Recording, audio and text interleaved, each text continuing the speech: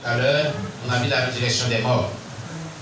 Et les dimanches, nous échangeons le second message par soit, si j'avais su l'église banni ou cul d'âme et délivrance. Amen. Amen. Et aujourd'hui, c'est cul d'âme et délivrance. Alléluia. Et cul d'âme et délivrance, on avait entamé un thème sur la délivrance de l'emprise des démons. Comment on arrive à être délivré des démons. Alléluia. Et c'est un thème qu'on va parcourir sur des mois. Parce qu'il est issu d'un livre qui parle de la délivrance de l'emprise des démons. Et ce thème-là, il faut vraiment prêter attention à cela. Il est tellement important. Alléluia. La dernière fois, on avait parcouru ce livre et on est arrivé à la page 11. Les démons, leur origine et leur nature. Présentement, quand on présente les démons, d'où ils proviennent et qui ils sont. Voilà, quand on parle des démons, leur origine et leur nature, on peut même dire que les démons, d'où ils proviennent et qu'est-ce qu'ils sont. Alléluia. Voilà, c'est ce que nous allons voir aujourd'hui. Et le dimanche prochain, par la grâce de Dieu, on va maintenant voir les démons, leurs manifestations. Comment elles se manifestent dans la vie des gens. Comment reconnaître quand une personne est sous l'emprise d'un esprit quelconque ou d'un esprit démoniaque. Dimanche prochain, disons, c'est ce que nous allons voir. Amen. Nombreux sont ceux qui pensent que les démons sont les anges déchus qui s'étaient révélés en même temps que Satan et qui furent ainsi chassés du ciel avec lui. La Bible dit, car si Dieu n'a pas épargné les anges qui ont péché, mais s'il les a précipités dans les abîmes des ténèbres et les réserve pour le jugement, selon 2 Pierre, chapitre 2, verset 4. Qu'il a réservé pour le jugement du grand jour, enchaînés éternellement par les ténèbres, les anges qui n'ont pas gardé leur dignité, mais qui ont abandonné leur propre demeure. Jude chapitre 1, verset 6. Ensuite, il dira à ceux qui seront à sa gauche, retirez-vous de moi, maudits, allez dans le feu éternel qui a été préparé pour le diable et pour ses anges. Matthieu 25, verset 41, pardon. Amen. Alléluia. Amen. Les démons font partie de l'armée de Satan. Je vous avais expliqué que Satan, il copie toujours sur Dieu.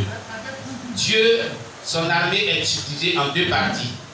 L'armée céleste, qu'on appelle l'armée angélique, qui est composée des anges de Dieu, et l'armée physique, qui sont nous les croyants chrétiens, qui prions et qui combattons. Quand on prie, on dit je mets le feu dans le combat, nous faisons partie de l'armée de Dieu, l'armée visible de Dieu.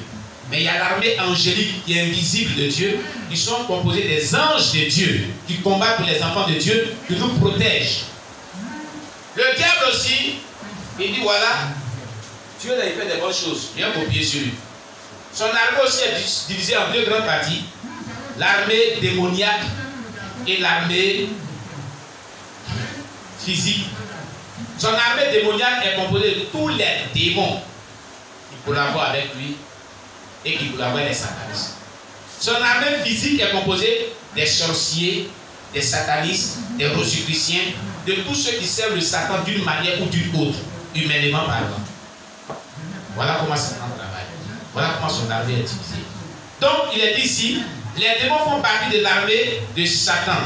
Bien qu'enchaînés, ils jouissent d'une liberté limitée, de même que le diable en jouit.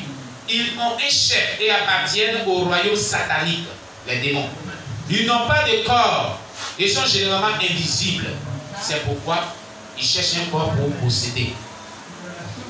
Les démons sont incorporels. Ils n'ont pas de corps. Ils sont invisibles à l'œil physique ou même aux yeux physiques. Mais ils sont visibles aux yeux spirituels. Ce sont des personnes que Dieu fait la grâce d'avoir le don de vision. Ils peuvent voir les démons. Alléluia.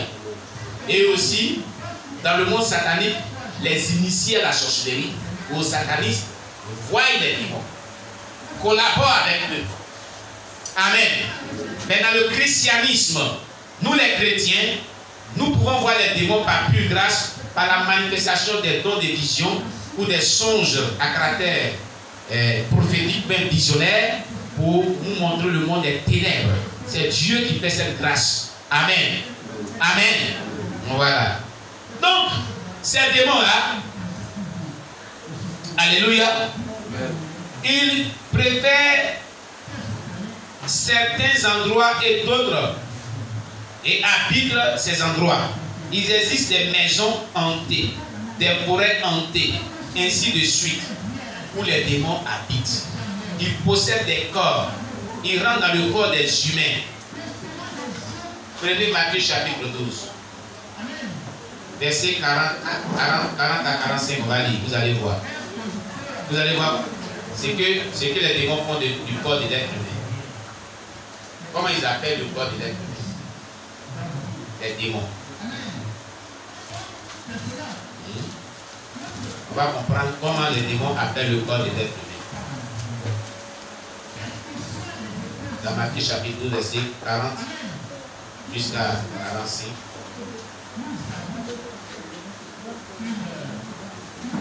Amen. Amen. On va lire ensemble. Il est dit, car de même que Jonas fit 3 jours et 3 nuits dans le ventre d'un grand poisson, de même le Fils d'homme sera 3 jours et 3 nuits dans le sein de la terre. Les hommes de Nénive se lèveront au jour du jugement avec cette génération et la condamneront parce qu'ils se repentirent à la prédication de Jonas. Et voici ici, il y a plus que Jonas. La reine de Midi se lèvera au jour du jugement avec cette génération et la condamnera parce qu'elle vient des extrémités de la terre pour entendre la sagesse de Salomon. Et voici ici, il y a plus que Salomon. Lorsque l'esprit impur est sorti d'un homme, il va par des lieux arides, cherchant du repos, et il n'en trouve point. Alors il dit, je retournerai dans ma maison d'où je suis sorti. Et quand il arrive, il la trouve vive, balayée et ornée.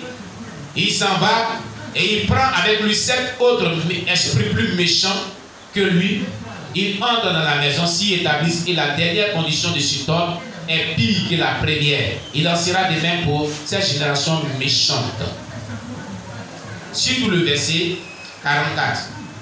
Il est dit, alors verset 43 à 44, il dit, lorsqu'un esprit impur est sorti d'un homme, donc quand un démon sort du corps d'un homme, quand on chasse un démon du corps d'un homme, on dit toi esprit démoniaque, esprit de sirène des eaux, esprit de sorcellerie, esprit de maladie, esprit de chèque, esprit de malédiction, de pauvreté, de mort, esprit de mort, sors de cet homme au nom de Jésus. Il va sortir. Il sort. La Bible dit, c'est Jésus qui parle. Il sort et il va dans les endroits arides. Les endroits arides, c'est les endroits où il y a un grand feu. Le feu le tourmente, donc il ne trouve pas de repos.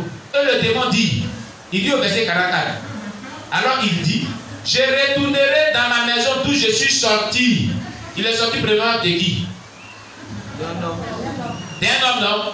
C'est pas ce qu'on vient de dire? Oui. Non, le démon dit, je vais retourner dans ma maison où je suis sorti. Non, la maison des démons, c'est où? Le corps de l'homme. Le corps de l'homme qui n'est pas converti à Jésus-Christ est la maison des démons. Quelqu'un me comprend bien? Quand tu n'es pas en Jésus, que tu vis dans le péché là, ton corps, les démons s'en vont, puis ils dressent les lits et puis ils dorment.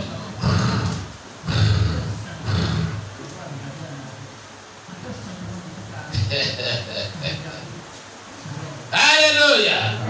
Mais savez-vous comment il rentre dans le corps de l'homme? C'est par le péché. C'est par le péché que les démons rentrent dans le corps de l'homme. Un des péchés les plus graves, c'est le péché de colère. Peut-être Éphésiens. Vous allez voir. Éphésiens. Vous allez voir que par la colère, les démons rentrent dans le corps des gens. Éphésiens. Amen. Éphésiens chapitre 4. Le verset 26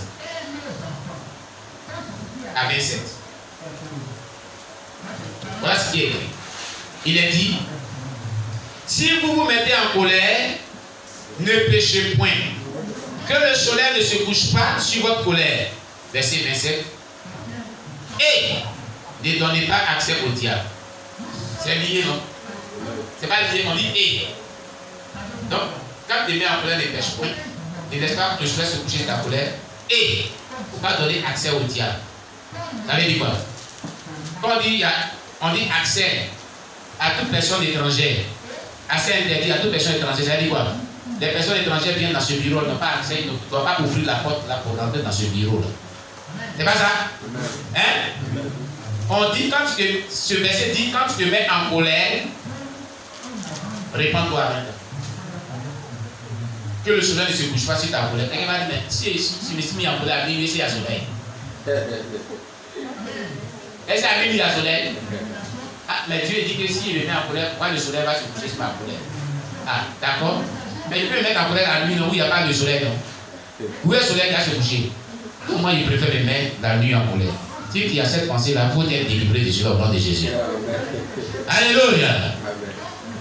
Qu'est-ce que Jésus voulait dire dans sa parole? Il dit que le soleil ne se couche pas sur. Quand tu parles de colère, le soleil se lève matin très tôt et se couche au crépuscule. N'est-ce pas? Dans la soirée. Donc il y a une durée. Du matin jusqu'au soir. Ça met du temps. C'est pas ça? Jésus voulait dire que quand tu es en colère, il ne faut pas durer dans l'état de colère. Voilà ce qu'il voulait faire comprendre. Il ne faudrait pas que la colère dure. Sinon, ça donne accès au diable. Ce n'est pas un démon qui est rentré dans ton corps. Hein? La Bible dit que c'est Satan lui-même qui va rentrer dans ton. Qui est le diable? Qui est le diable? C'est ça. Donc, un peu souvent, tu te mets en colère. Un peu souvent, tu te mets en colère là. Et si tu ne répares pas le plus vite possible, Satan vient il rentre en toi bien. Il dit merci de m'avoir invité dans ton corps. Et il commence son travail maintenant. Il te met des mauvaises pensées dans ta tête maintenant. La personne qui t'a mis en peur. Il tire pour mourir. Pour rien comme ça, tu vas souhaiter la mort de quelqu'un. Ça, c'est pas la sorcellerie qui vient là. Il te met des pensées de sorcellerie dans ta tête maintenant. Des mauvaises pensées dans ta tête maintenant. Voilà comment certaines personnes font rentrer le diable dans leur cœur. Dans leur corps. Voilà comment les gens se font possédés par les démons. Les démons disent que quand ils sont chassés d'un esprit impur, ils vont dans les endroits avec. Jésus dit qu'ils ne trouvent pas de repos. Ils disent, je retournerai dans ma maison d'où je suis sorti. Une maison a plusieurs portes, non? Porte centrale d'entrée. S'il y a beaucoup de chambres, plusieurs portes de chambres. S'il y a beaucoup de fenêtres, plusieurs portes de fenêtres. Ah! Donc toi, ceux qui a plusieurs portes de chambres, peut-être que toi c'est château. Donc là c'est château des démons, c'est pas. Alléluia! Mais écoutez, Jésus a trouvé le coup de Dagara. Qu'est-ce qui s'est passé? Quand il voulait chasser les démons, il a demandé, vous êtes qui? T'es qui? Qui es-tu? Toi tu es dans ce corps. Il dit, nous sommes toute une légion. Une légion de démons. Dans ce corps de l'homme là. De ce fou là, on a une légion. À l'époque de Jésus-Christ, une légion comptait 600 soldats. On parle de légion. Une légion dans l'armée, c'est 600 soldats au minimum. Donc ça veut dire à son temps là, il y avait plus de 500 démons dans le corps de ce fou de Dagara. Bon, ces 500 démons là, ils dorment dans quelle chambre? Il y a 500 chambres là-bas. Dans son corps, ce fou là. C'est ce que ça veut dire. Et puis les 500 chambres, ils ont un grand salon où se rassemblent pour faire les affaires. Alléluia. Donc quand tu vis dans le péché, tu donnes accès au diable, accès aux démons et des portes d'entrée dans ton corps. Répandez-vous de tout péché, c'est pour votre bien-être. Vivez dans la sanctification, c'est pour votre bien-être. Amen. Le mensonge ouvre une porte aux démons, il rentre dans ta vie. La colère ouvre une porte aux démons, il rentre dans ta vie. La fornication ouvre des portes aux démons, il rentre dans ta vie. La convoitise, la chair ouvre aux portes des démons, surtout aux portes des démons de masturbation, aux portes des démons de mari de nuit, aux portes des démons de femmes de nuit. La convoitise, là, je vous explique. La Bible dit quoi? Jésus a dit quoi? Celui qui regarde la femme de son prochain et qui la convoite, il fait quoi? Il a commis avec elle de l'adultère dans son cœur. Amen. Donc quand tu regardes la femme des gens, puis tu les combats dans ton cœur. Tu les combats dans ton cœur. Tu fais rentrer des démons seulement dans ton corps. Quand ces démons ont fini de rentrer, ils sont entassés dans ton corps maintenant, ils t'inspirent des pensées d'impureté. Quand tu es sûr maintenant là, ils vont te dire maintenant, Comme la femme qui t'a combattu, ceux qui t'a combattu, les jeunes filles qui t'ont combattu toute la journée là. Tu n'as pas eu vraiment assez à eux pour aller avec eux dans l'hôtel pour coucher avec eux maintenant. Quand tu allais te laver là, il faut te masturber. Et tu te masturbes. Le démon de masturbation est rentré dans ton corps comme ça. C'est pas fini. Après le démon de masturbation, la nuit tu dors maintenant, puisqu'il y a une grande ouverture, la porte est grandement ouverte. Deux battants, porte de deux battants. Comme porte de cet temple là. Un côté ici, un côté. C'est ouvert grandement comme ça. Maintenant, Marie de nuit vient maintenant. Femme de nuit rentre maintenant dans la nuit. Parce que tu t'es imaginé des pensées obscures, impures. La nuit maintenant, tu es là, tu dors, et tu te vois en train de faire vraiment des affaires avec quelqu'un que tu ne connais pas. Et tu te réveilles, tu es mouillé. Vous voyez? Voilà comment les démons rentrent dans le corps des gens.